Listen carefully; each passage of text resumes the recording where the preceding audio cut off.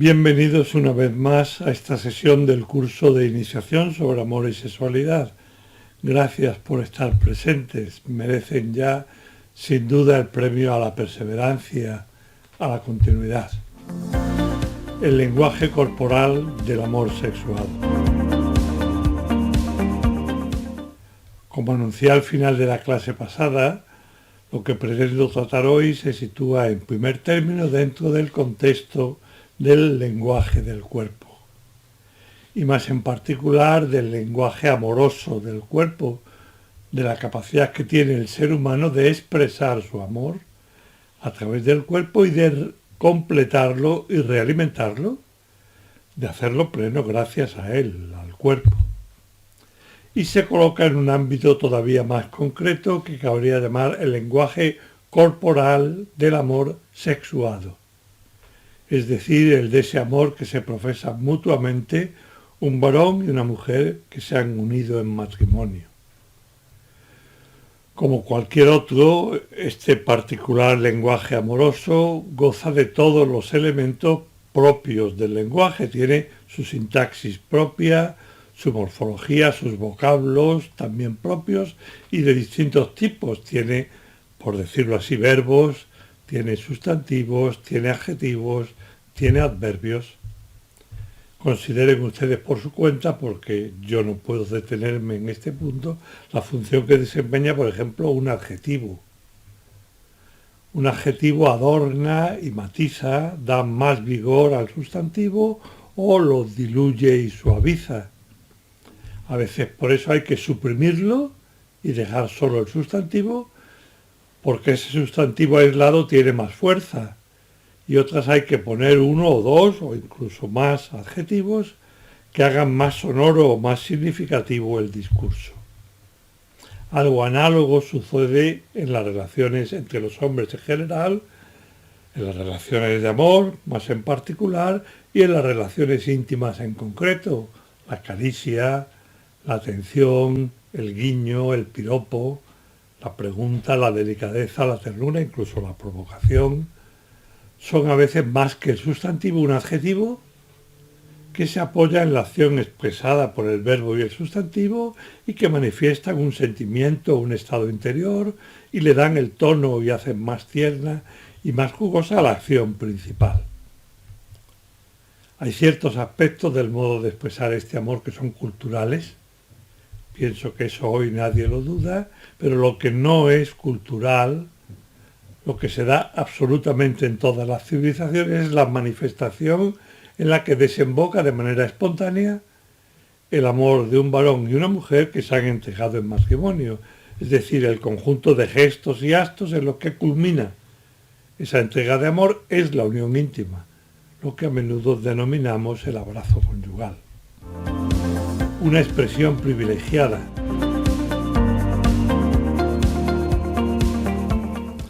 Eso es fundamentalmente igual en cualquier cultura y lo ha sido a lo largo de la historia y lo seguirá siendo porque es algo que responde a nuestra naturaleza de persona con un cuerpo sexuado, de persona masculina o femenina, varón o mujer, según se trate en cada caso, y responde también a la unión íntima de ambos.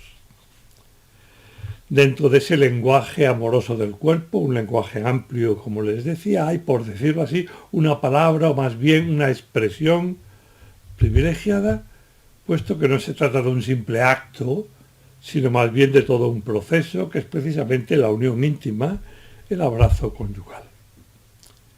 El lenguaje del cuerpo es muy amplio, lo es también el lenguaje amoroso y lo es asimismo el lenguaje corpóreo del amor sexuado. No está compuesto solo de una palabra o una frase, por más hermosa que ésta pudiera ser, y no debemos reducirlo a una sola palabra o a una sola expresión, ni siquiera al abrazo conyugal aislado, porque carecería de contexto y no cumpliría su papel.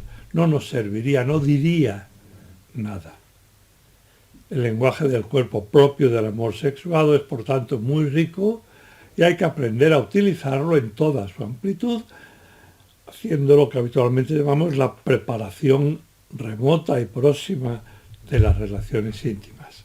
Dentro de ese amplio lenguaje del cuerpo hay una palabra privilegiada una expresión especialmente significativa, un modo de decir que siempre que se respete su naturaleza resulta particularmente adecuado para manifestar, encarnar, incrementar y realimentar el amor entre varón y mujer.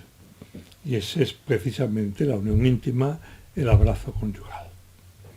Estamos ahora en uno de los momentos claves del curso, preparándonos para ver, dentro de los límites de tiempo que tenemos, por qué la puesta en juego del cuerpo sexuado en cuanto sexuado en las relaciones íntimas constituye una posibilidad maravillosa de establecer, desarrollar, enriquecer, madurar, hacer fecunda, rectificar la relación de amor entre un varón y una mujer.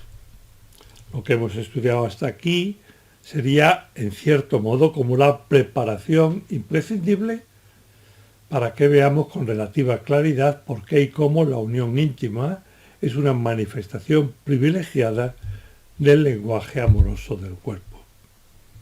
Si ya hemos establecido que hay una correspondencia entre lo que sucede en el interior de nosotros, en nuestro corazón, podemos decir, o más bien en nuestra voluntad y en nuestra inteligencia, y lo que realizamos con el cuerpo, si ya sabemos que el lenguaje amoroso del cuerpo tiende a manifestar, encarnar y realimentar el amor, si todo esto está suficientemente claro, la pregunta sería, ¿cuáles son las palabras o los gestos más adecuados para expresar, hacer crecer y realimentar corporalmente el amor que sentimos hacia nuestro cónyuge?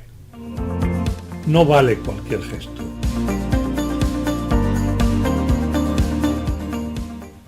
Lo primero que quiero dejar claro es que no vale cualquier gesto, no vale cualquier gesto. No es una cuestión solo de intención ni de gusto, no nos equivoquemos. No es que yo quiero expresarlo así, por tanto, hace ya algunos días comentaba que cada instrumento tiene una naturaleza propia que hay que tener en cuenta y respetar. Por mucho que mi intención sea otra, cada instrumento tiene unas funciones, las únicas adecuadas a su estructura, a su modo de ser, a su configuración. Con el destornillador en principio puedo atornillar y desatornillar. Con el martillo puedo clavar y a veces, depende del martillo, desclavar clavos, dar los primeros golpes a un tornillo para luego seguir atornillando.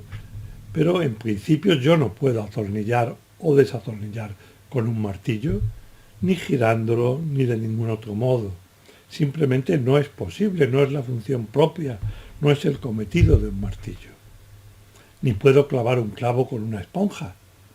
Aunque yo quiera, y quiera muy sinceramente, con la esponja no hay manera de clavar el clavo porque la resistencia de la esponja es vencida por el clavo y por el golpe, y ese golpe no sirve absolutamente para nada.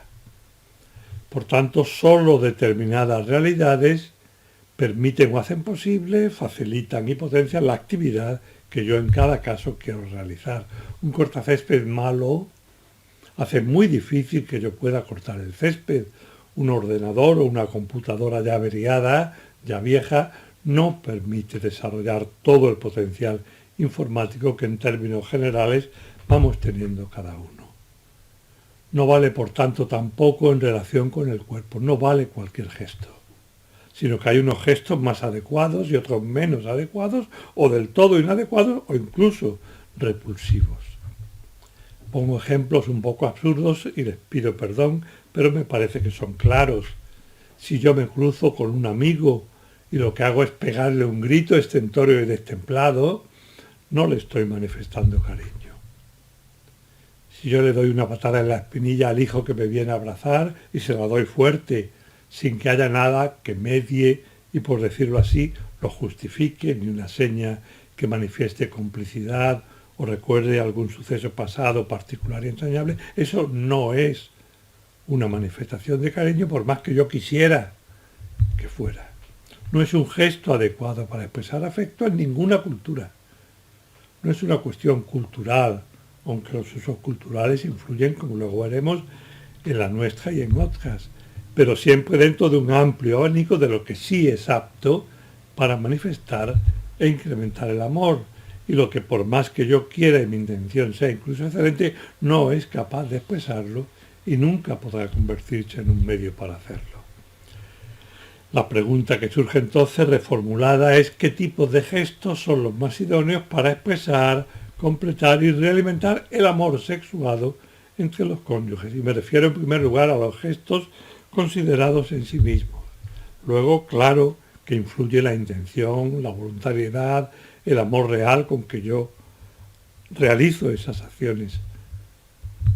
Si yo tengo mucho amor, si hay entre nosotros, entre los dos miembros del matrimonio, mucho y muy desarrollado amor, casi cualquier gesto es capaz de expresar ese amor y será suficiente para hacerlo, entre otros motivos, y no como el menos importante, porque el amor, sin que yo lo advierta, me dictará o me soplará los gestos más oportunos que junto con mi cónyuge hemos ido atesorando a lo largo de nuestro matrimonio. Si mi amor es débil todavía, tendré que preparar más la relación para que realmente manifieste el amor y alimente y haga crecer ese amor. De manera que el abrazo conyugal vaya siendo cada vez más adecuado y resulte más fácil expresar y completar el amor a través de él. El amor busca la unión. Pero para entender qué tipo de gestos son por sí mismos los que pueden servir de cauce o de vehículo al amor, hay que recordar una vez más qué es el amor. En su día, en las primeras ocasiones en que me refería al amor en este curso, les decía que hay dos descripciones del amor que son clásicas en Occidente. A una de ellas, la de Aristóteles, he acudido varias veces más. Amar es querer el bien para otro. Al mencionar la otra, ya les anticipé que volvería a traer la colación y con cierta calma, precisamente al hablar de la sexualidad. Es la que en cierto modo se origina en los clásicos griegos, pero que está muy claramente formulada por Dionisio Areopagita cuando dice que el amor es cierta fuerza de unión. El amor es una fuerza, un vigor que parte ya de cierta unión que existe previamente, pero sobre todo busca una unión más plena y más honda. Dos personas que se aman buscan la unidad, buscan la unión primero y como lo más obvio en el plano físico. Lo traigo muy menudo a colación porque es para mí el ejemplo que me resulta más claro. Habitualmente Lourdes y yo vamos siempre por la calle de la mano porque el contacto físico de las manos es un gesto que manifiesta el cariño que nos tenemos y lo realimenta. Suelo decir, porque es verdad, que no hay nada que me resulte más gratificante que sentir su mano en la mía. Pero, en general, los seres humanos que nos queremos no solo buscamos la unión física, me refiero, como les decía, al ser humano en cuanto tal, también queremos saber de la persona amada. Queremos que nos cuente si está preocupada, no solo por aliviar sus preocupaciones, sino por compartir, por establecer una unión también en el plano afectivo, emotivo, en el de los sentimientos. Y también queremos saber qué es lo que piensa, cuáles son sus ilusiones, cuáles son sus ideales. Se trata, por tanto, de una unión amplísima que incluye también los fines últimos, que es lo que mueve a cada uno de nosotros en la vida. Y si la persona que he conocido dice que le mueve lo mismo que a mí, en el fondo lo que yo quiero, y les pido perdón por mostrar así mi intimidad, es ayudar un poquito a los demás para que se acerquen a Dios y así también dar más gloria a Dios y acercarme yo a mi ver a Dios. Si descubrimos que una persona a la que acabamos de conocer tiene esos mismos ideales, nos sentimos unidos a ella y surge ya cierto iniciarse de una amistad. Y queremos seguir tratándola y volver a instaurar y acrecentar más y más esa unión entre nosotros.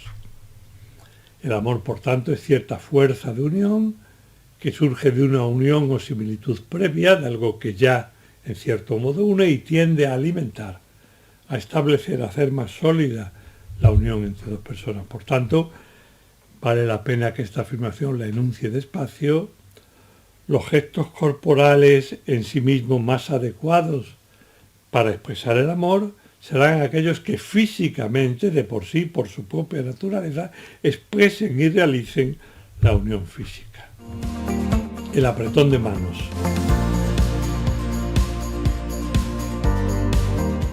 Les pongo enseguida dos ejemplos para hacerme entender.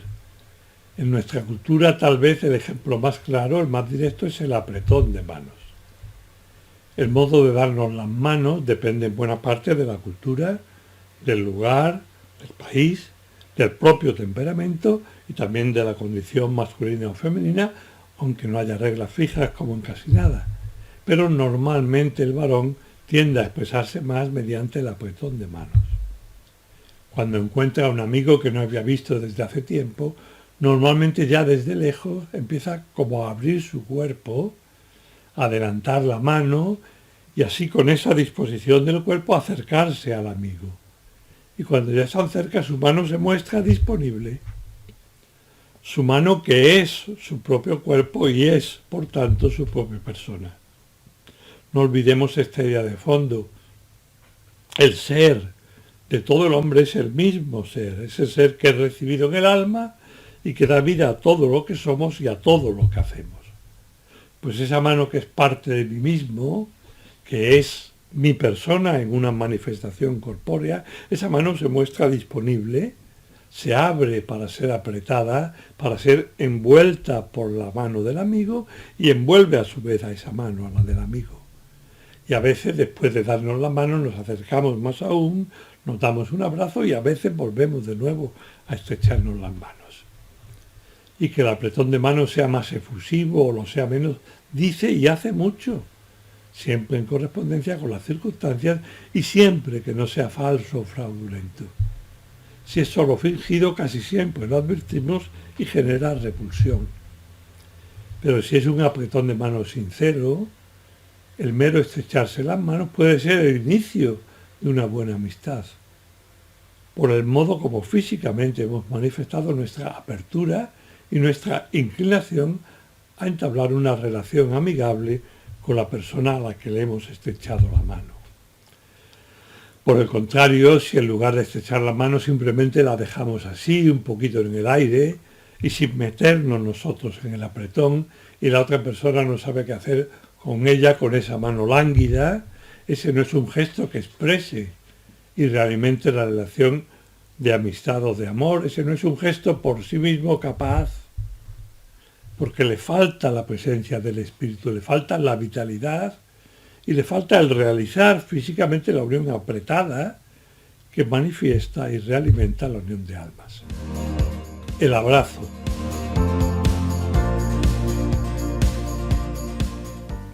Lo que se da en el apretón de manos tiene lugar de una manera todavía mucho más clara en el abrazo. Quizás también en muchas otras culturas, pero en concreto en la occidental, tal vez el abrazo sea el ejemplo más claro de gesto corporal capaz de expresar bien lo que queremos íntimamente y por tanto de realizarlo, completarlo y realimentarlo. Un buen abrazo a una persona que queremos es la mejor manifestación de cariño, de perdón, de reencuentro, de comprensión, de sintonía, de ganas de empezar de nuevo, de retomar en el punto donde lo habíamos dejado.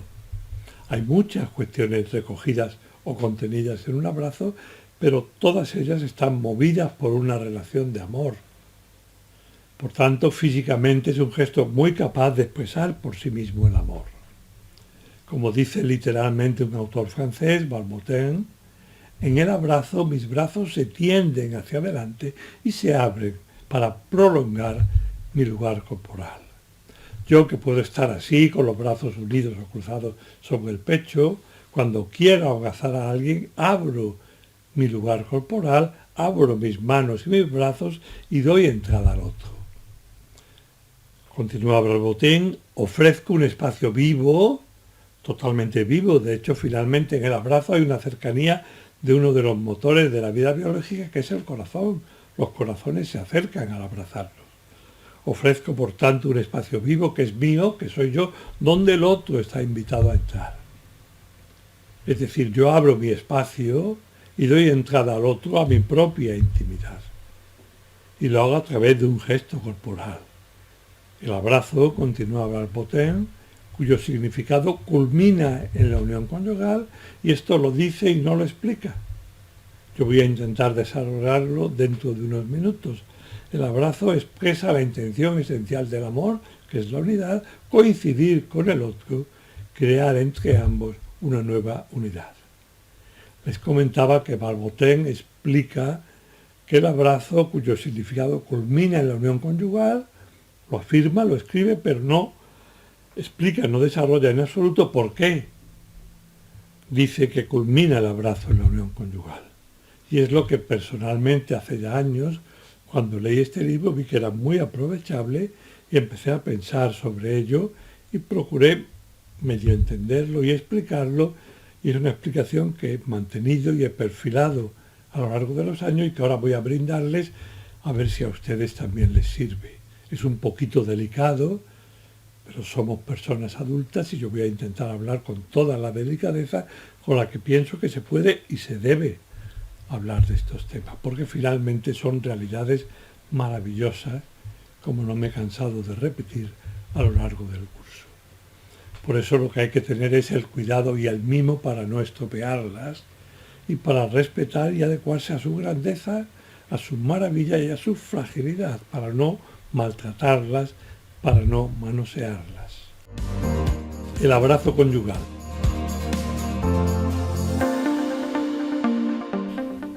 ¿Por qué el abrazo culmina en la unión conyugal? Fíjense, es una idea nueva para este curso, una idea que hasta este momento no había traído a colación porque pienso que hay que ir paso a paso. La unión en general, no hablo ahora de la unión entre personas, sino de la unión en general entre diversas realidades, esa unión, la unión en general, puede darse con más intensidad y con mayor vigor entre lo vivo que entre lo inerte, que entre lo no vivo. Pongo dos ejemplos. Las piezas de un reloj, de los de antes si quieren, de un reloj de cuco, de un reloj de los que están colgados, de los que servían para marcar la hora y para nada más, como contra lo que sucede hoy día, que los relojes son realidades muy complejas. Un reloj normal, un reloj sencillo, las piezas son realidades externas unas a otras.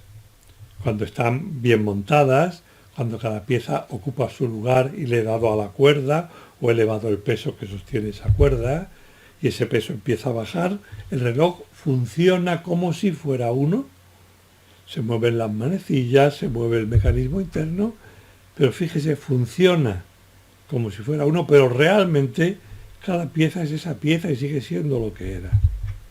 No hay propiamente una unidad, como puede ser la de un árbol, como es más claramente la de cualquier animal, como es más claramente aún la de la persona humana, en la que hay unidad biológica, psíquica y espiritual.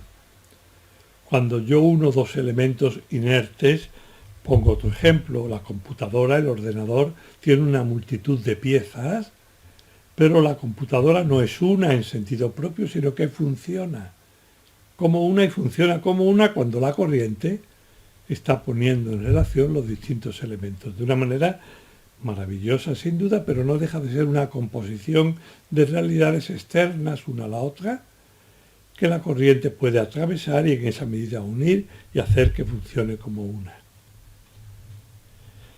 Piensen ahora ustedes en un esqueje, en un trasplante entre plantas, un esqueje de un árbol frutal, en otro árbol más vigoroso, pero que no da buenos frutos, o en un trasplante de un órgano a una persona.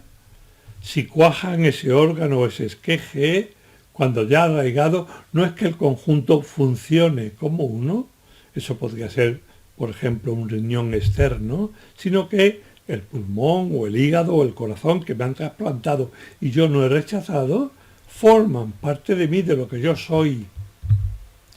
La unidad que se crea entre lo vivo, si cuaja, es una unidad muchísimo más real, muchísimo mayor, más intensa, que la unidad que se forma entre lo inerte. Esta idea, esta realidad, se demostrará muy relevante para explicar por qué el abrazo conyugal es el lugar donde culmina la unión que cualquier abrazo intenta llevar a cabo.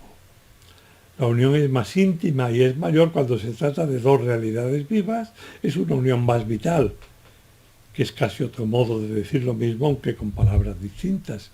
Y una vez que esto va resultando claro, y teniendo también en cuenta que la que llevan a cabo los seres humanos físicamente es la unión que se realiza a través de un cuerpo elevado a un nivel del espíritu por ser el del alma, como vimos en la clase pasada, por tanto de un cuerpo que es personal, no es cuerpo animal, es un cuerpo humano, un cuerpo personal, un solo porqué en 3 pasos. Una vez que todo esto está claro, hay como 3 pasos que ayudan a ver lo que les quiero manifestar. El primero, en ninguna otra manifestación sensible del cariño, les estoy hablando de la relación íntima en su conjunto, que más que un acto aislado, como ya antes comentaba, es un proceso, y también del momento de su culminación. En ninguna otra manifestación sensible del cariño, la penetración recíproca de los cuerpos es más plena, amplia e interna, alcanzando tan íntima profundidad. Te doy lo más mío y personal, aquello que guardo en el fondo de mi ser, físico, psíquico, espiritual, y que jamás daré a otro o a otra. Mi capacidad de amar plenamente, con toda la fecundidad que ese amor lleva consigo, poniendo en juego toda mi persona, también las dimensiones que me son más propias e íntimas y que solo te doy a ti, nada más que a ti y nunca más a ninguna otra persona, solo a ti. La penetración física nunca es tan grande y tan íntima como en el caso de las relaciones conyugales cuando están realizadas con amor y con cariño. Solo entonces, cuando se da esa unión entre varón y mujer, y solo entonces se puede decir que está la sexualidad humana completa. Cuando no se establece esa unión entre varón y mujer, que puede darse en un solo proceso, en un solo momento y después proseguir en sus efectos, como sucede si la unión es fecunda, proseguirse en el cuerpo de la esposa, pero cuando no se da la unión del varón y de la mujer hay como partes, como elementos de la sexualidad humana, pero no se constituye el todo de la sexualidad humana.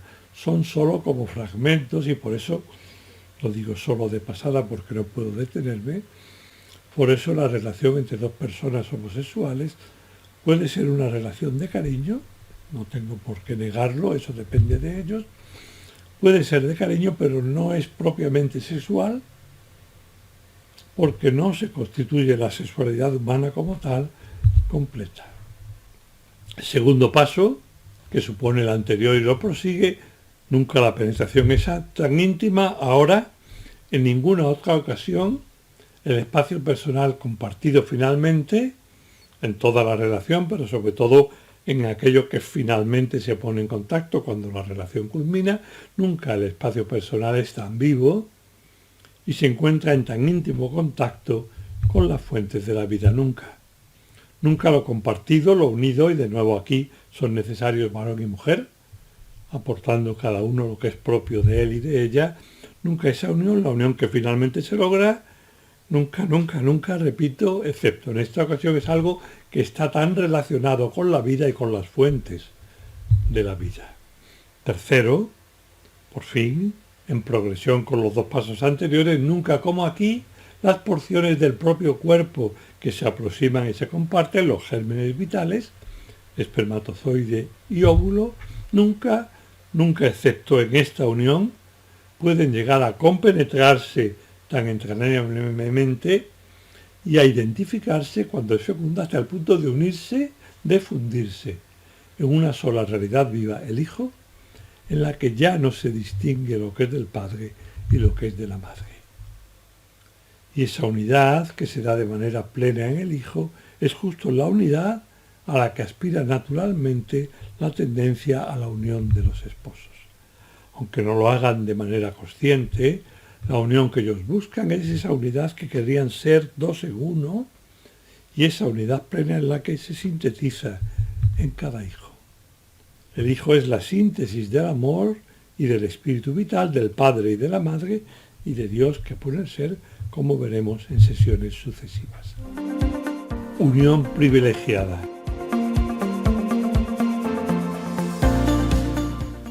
En resumen, para ir terminando la clase de hoy, fíjense que en la unión íntima, en relación con un abrazo de otro tipo, que ya de por sí, si lo mueve el amor, igual que el apretón de mano, movido por el afecto real, es capaz de manifestar y de hacer crecer el cariño entre dos personas que se acaban de conocer, de una manera todavía más fuerte, el abrazo sincero, y de un modo todavía muy superior, como he apuntado, porque no hay tiempo para más, pero lo bastante espero para entenderlo, la unión íntima, la unión conyugal, es capaz de establecerse corporalmente a través de un cuerpo que está movido por el espíritu y por el ser personal que da vida a cada una de las personas, el esposo y la esposa, es decir, nunca hay una unión mayor, nunca la unión es más viva y está más en contacto con la raíz, con la fuente de la vida, y nunca, excepto en esta ocasión, como fruto de una unión física, puede darse origen a una realidad única con vida propia,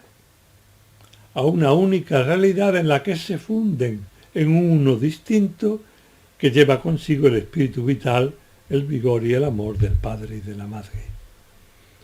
De ahí que, movida por el amor, la unión íntima sea una manifestación privilegiada del amor entre los cónyuges, capaz de realimentar maravillosamente todas las facetas de su amor recíproco. La unión en el Hijo. Ese amor que les ha llevado a la unión y que busca a veces sin saberlo, y no hay por qué tenerlo presente en cada unión en absoluto, es algo que ya la naturaleza pone, ese amor busca la unión máxima posible y la mayor unión posible se da precisamente en el Hijo. Y en este sentido puede decirse que por sí misma la sexualidad del varón y de la mujer culminan en el Hijo. A veces no vienen los hijos, ya lo mencioné en otra clase y muy probablemente volvamos sobre ello, pero la sexualidad de por sí culmina en el Hijo y no se acaba de entender lo que es la sexualidad si uno prescinde de su fruto natural, no en todas las uniones, pero como resultado del trato íntimo continuado de dos personas que se aman, un varón y una mujer. No acaba de comprenderse que es aquello, la maravilla que es la sexualidad, si uno elimina, si quita de en medio, si no tiene en consideración el Hijo en el que se realiza plenamente la unión. Como en cualquier otro acto de amor, dos no bastan. Esto lo comentaba al hablar de la Trinidad y ahora nos ayuda a entender un poquito más lo que sucede entre los hombres. Decía en su momento que Tomás de Aquino explicaba la conveniencia, lo que nosotros podemos alcanzar con nuestra inteligencia del Espíritu Santo. El Padre se entrega plenamente al Hijo y es libremente acogido de manera plena por el Hijo. Pero Santo Tomás decía que entre dos personas, incluso divinas, no se realizarían plenamente las delicias del amor, que es hacer partícipes del amor recíproco a un tercero. Eso es precisamente lo que tiende a ocurrir en cada unión íntima y lo que ocurre, de hecho, en la unión íntima, en las relaciones entre esposo y esposa, cuando son fecundas. Se necesita ese tercero y solo en él, en el fruto del amor recíproco, se cumple la unidad, alcanza su plenitud la unión, como la lograba de otra manera, en cierto modo menor, en la entrega, cuando lo que nosotros entregamos es recibido por otros. Fíjense que aquí, a la donación recíproca de los cónyuges, que no se buscan a sí mismos, sino que buscan en primer lugar la unión y la felicidad del otro cónyuge, a esa donación recíproca, en algunas ocasiones Dios hace una nueva donación, que es algo grandioso, que es precisamente la persona del Hijo, que viene así a completar la unidad que perseguían los padres al unirse íntimamente como consecuencia del amor que se profesa. Tenemos que dejarlo aquí, el tiempo se nos ha echado encima. Muchísimas gracias y ojalá estas explicaciones les ayuden a entender y a vivir mejor lo que es la sexualidad humana. Un muy fuerte abrazo y hasta la próxima clase.